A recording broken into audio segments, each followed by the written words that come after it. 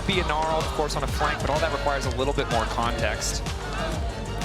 Very interesting Game 3 draft. We thought Game 3 was being exciting. This is not what I had on the radar. The rest of the lane phase gets a lot easier, especially with LEC now looking for the gank that you mentioned earlier. Oh no, they're not aware, I think. Level 3 gank. Mundo just spawned it just now. They get the information, but it's too late. Hot Sama, no flash, about to get taken down. One more auto, gonna seal the deal. Supa burning, but he gets that extra bit of health back.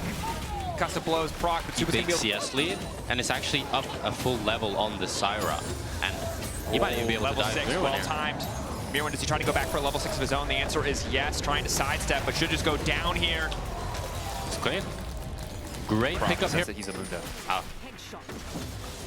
I felt like Alvaro was the one fake pressuring in the bush. I mean, Elio's there, so. Well, he wasn't there when I said it, so. You're right. Or to the side of G2. A trade that they have made not just once in this series. Oh, but Elio? Not quite. Oh, Alvaro flashing in. Middle. Caps flashing out. Skewmon retreating. Drake secured. Top lane tower being pressured. One creep left. And the TP now going in. Mirwin having a rough game. It's not really his fault. It's just the need to ult to clear this or just walk away. He's just gonna have to drop it. That's first tower over to G2. Damn it, credit to G2. Broken Blade trying to do so much in this game. Good look on the Supa. He held the ult for a little bit too long. It's the Broken Blade that's gonna be taking this bot tower. Ulti. Caps, no flash. Lock up there. Gravity field to get a bit more space, but Caps will go down. Or will he? The plant still hitting. Surely there's no way. Mirwin flashing in. Will get him a bit sloppy there from the side of Koi. Don't think they needed to give up that flash, but can just TP back. Although we got a start here of Herald from MKOI, and G2 want to contest. Stand beside me to try to get out. TP now in. Mirwin on the way down, but does not have ulti. Alvaro already chunked. 5 seconds on Caps. They just need to focus on getting the objective, but it might be the 50-50 versus Skewmon. It's so tough, and he's stolen it. They spent so much to try to make that play happen, and now the chase comes in. Double 80 carries, single items. Is it enough? Jojo being forced out. No.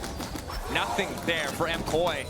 2.5k gold lead for G2, and they snatch the Herald. They'll be able to get the Drake, but I think as G2 even just giving this Drake and trading for top tier 2, you're happy. Herald's going to come down. They'll likely break mid lane tower. The price to start this Drake is at least one wave of creeps, about 300, 400 gold. A tower, another couple hundred. And probably a second wave based on how that wave looks on the mini-map. MKOI consistently trading down. With the trap wall here, Corki can't really enter. Braum is going to walk, but the tower's already gone. Alvaro chunk, Broken Blade, Rage stacking. MKOI, this is not a good fight. Mirwin and Supa are super split here. Have to respect the Narbar stacking. And to be fair, I don't think there was a great option for MKOI. But they decided that the one thing we do not want to let happen is for G2 to get soul point. Yeah. Willing to drop it here, maybe due to the Sion moving all the way. They want to let Broken Blade just push out this bot. Oh, Jojo looking for something here, but Elioya and Jojo are very deep here. Elioya in trouble flashing back on the end of the ulti, and Skewmon looking pretty unkillable now. Mirwin on the way into the fight. BB TPing LeBron. That LeBron! What a start! Instantly taken down. Finally, Supa's going to arrive to the fight, but he's only able to hit the clone. Chaos Storm is there. Caps off to the side. Broken Blade hasn't even gotten started yet. Now, finally, it's the 5v5. Broken Blade on the chase. Mega about to come through. One kill already down there, splitting up. So he has to pick who he wants to take out. The answer is Jojo. It's an ace in the hole. Not quite an ace for the team yet. It looks like it will be. Supa about to fall. The cleaver gets the job done. Otacon next for G2. And it's an ace for G2. And my goodness, what a redemption arc for LeBron. A beautiful Nico ult to set up this fight. And G2 as well. And the Otacon buff. It just gets so difficult for MKOI. MKOI bot lane, but they were not going too deep to actually be under any sort of kill threat. And this allowed Skewmon to actually regain his camps and then eventually pick up this lead that we're seeing now. Yeah, and you can see just how fearless he is. Does not have to worry at all about stepping forward. The only piece of hard CC they can use without committing is Elio's grasping roots. Yeah, the standoff is just so difficult. And I have to question the Braum pick. What led them to pick Braum? I really wonder, because I don't see it. Maybe they were worried about Cage. I don't know, it doesn't seem likely. Could be. But sort of a do-what-you-want situation. Maybe didn't think LeBron had the ranged option up his sleeve, and he does. He does. He's played a damn good game. 0-0-3. A couple solid fights. It's only like the one fight, I guess. But that was a Very good fight. Won 2 pawns. Very detailed there.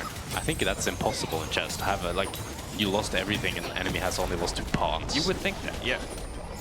That'd be like Magnus Carlsen against the bronze player. Yeah, you're probably right. It's probably not fair. For the draft, you know, set him up well. True. That concept doesn't translate to chess very well. MKOI drafted only pawns. Yeah, MKOI drafted only pawns, G2. Woo! Drafted a lot of queens. A lot of kills coming in. That might just be the Nash for G2 here. Lewis, that for 40 seconds. G2 can definitely start it without fear of flipping. And Hasamo can put up a little cute little trap line here to deny them actually seeing. Looks like Jojo just wants to keep pushing both. I think MKOI are just going to give this. They can't walk in. They cannot. Broken Blade is not even worried about the 2v1. Wants to just stick around to make sure that they don't give up any objective bounties. This is tough. Maybe they can try to get this mid tower, but Broken Blade is playing care. really well here, this 1v2, and able to clear the win. Oh yeah, it's tough. I know. You're a caster now, not a pro player. You don't feel comfortable just saying it's over, but it does feels pretty over. Little gold back in the pockets of MKOI. The thing is, if this was game 2 for MKOI, then the players could say, it's okay, we'll go, like, think about draft for next game. But it's game 3. Yeah, so you have to pretend it's not over. Their comps are the same as ours. Now, I guess if we find a pick here, if we get a Sion ulti, you know, we need to do something. Yep. I mean, that Sion ulti was about to come out. Caps gets poked, but LeBron finds the root. Ace in the whole follow-up. Body block comes in from Mir when Elyoyo just getting chunked, though. Nice bit of saving, but Skewmon is just unstoppable. Spell immune. Super not doing enough damage. Somebody kill this Mundo! He's too rich. Broken Blade following Gnar backwards. Clean combo. Last-ditch effort from MKOI. G2 dominating this game 3. And G2 finish what felt inevitable as they ace MKOI and they take down MKOI in this game 3, 2-1 to G2. Hell of a start to the season, hell of a game 2 from KOI, but ultimately G2 come out on top. G2 looking good. Yeah, nearly a flawless finish to that game. Bit of a dippy in the draft department, it's safe to say, but the execution also on point. Of course, at home, you're wondering what you want to do with yourself? Vote for